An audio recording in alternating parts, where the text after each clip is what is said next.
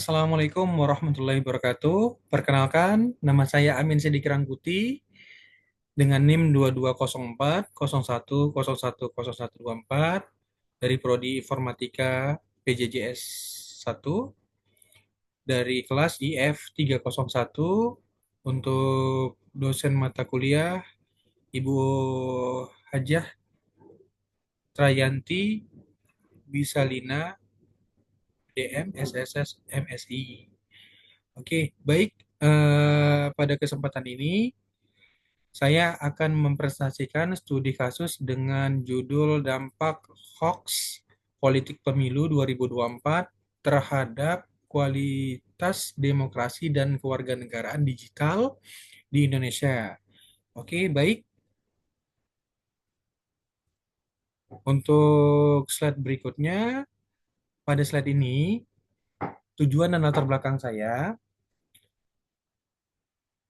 penelitian ini adalah meningkatkan penggunaan internet Indonesia yang memberi penyebaran informasi menjadi sangat cepat. Namun, kondisi ini juga meningkatkan resiko penyebaran hoax politik, terutama menjelang pemilu 2024. Hoax dapat mempengaruhi cara masyarakat berpikir, memicu konflik sosial, serta menurunkan kualitas demokrasi. Fokus penelitian ini adalah menganalisis dampak hoax politik terhadap perilaku warga negara dan stabilitas demokrasi. Oke, baik. Untuk di slide berikutnya,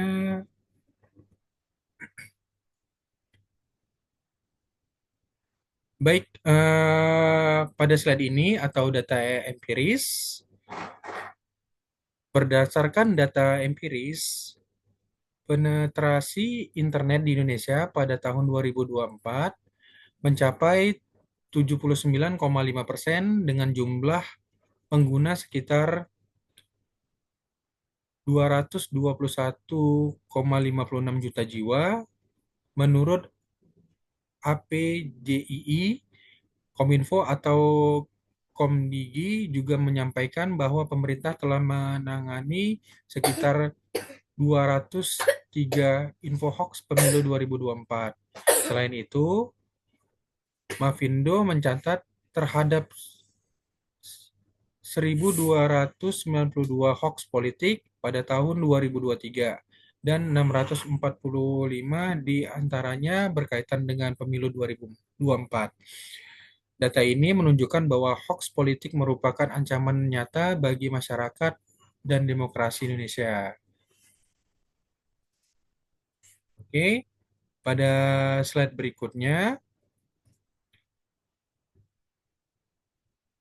pendekatan atau penelitian menggunakan pendekatan studi kasus objektif yang dianalisis oleh fenomena penyebaran hoax politik pada 2024 melalui media sosial seperti WhatsApp, TikTok, Facebook, dan Telegram.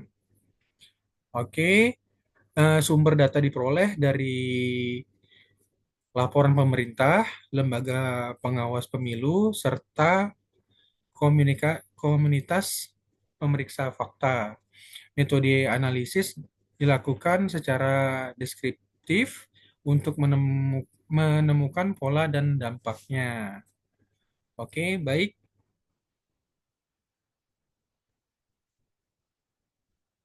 Untuk slide berikutnya, yaitu tentang kajian teori yang digunakan dalam penelitian ini adalah teori digital citizenship, yaitu perilaku warga negara yang bertanggung jawab dan ruang digital. Kemudian teori literal media dan informasi, yaitu kemampuan masyarakat untuk mengevaluasi kebenaran informasi. Selain itu, teori demokrasi menjelaskan bahwa demokrasi membutuhkan masyarakat yang berpikir rasional dan menggunakan informasi yang benar. Hoax dapat merusak proses demokrasi karena menciptakan persepsi yang salah dalam pengambilan keputusan politik. Oke, untuk slide berikutnya,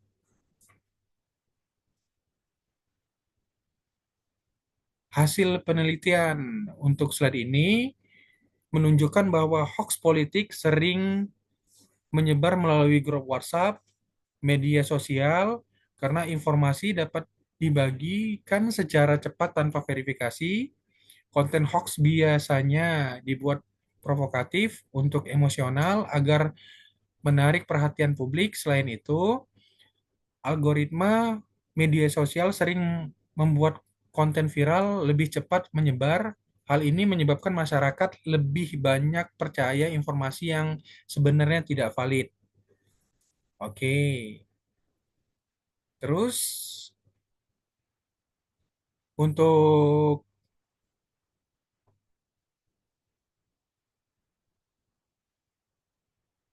dampak politik atau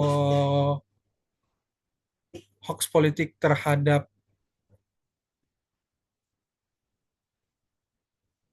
demokrasi, yaitu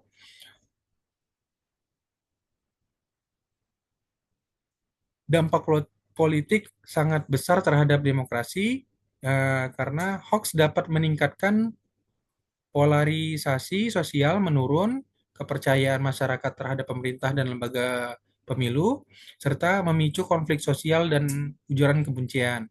Akibatnya, kualitas partisipasi politik masyarakat menurun karena keputusan politik sering didasarkan pada emosi, bukan fakta.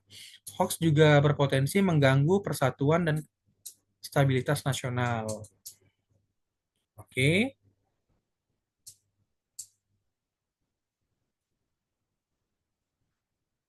untuk slide ini kesimpulan dan rekomendasi. Kesimpulan hoax politik 2024 merupakan ancaman serius bagi demokrasi Indonesia. Penyebaran hoax terjadi karena tingginya pengguna internet dan rendahnya literasi digital masyarakat. Rekomendasi yang dapat diberikan oleh Maaf, untuk rekomendasi yang dapat diberikan adalah perkuat literasi digital melalui edukasi di kampus dan masyarakat, meningkatkan peran pemerintah dan platform digital dalam menangani hoax, serta mendorong budaya sering sebelum sharing. Demokrasi yang sehat hanya dapat tercapai jika masyarakat menggunakan informasi yang benar. Nah, jadi untuk sumbernya itu kalau bisa eh, kita dapat secara valid.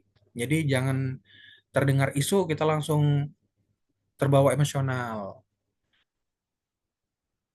Oke, baik. Ya, demikian presentasi yang saya sampaikan. Terima kasih atas perhatiannya. Wassalamualaikum warahmatullahi wabarakatuh.